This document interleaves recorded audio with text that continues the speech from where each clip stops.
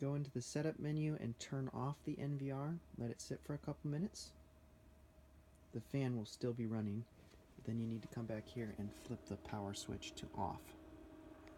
Use an anti-static wristband and ground yourself to the NVR. Make sure it's plugged into power but off. There are two small Phillips screws, one right there and the other one right there. And the top slides off and you can see the inside. The NVR comes with 3 of these red cables. Silver tab goes up, and then this connector just plugs in next to it.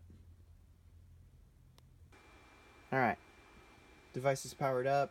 It's in the wizard setup, so I just selected it right here. I'm gonna click initialize.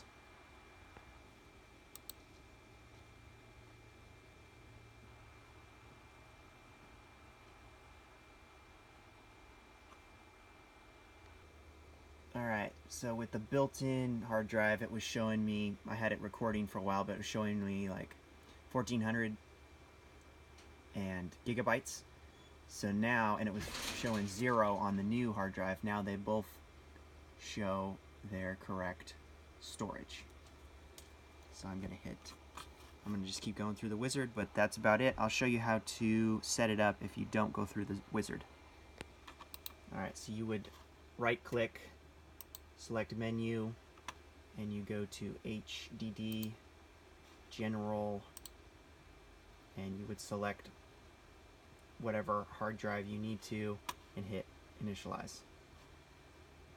It will erase the data as you already saw. FYI.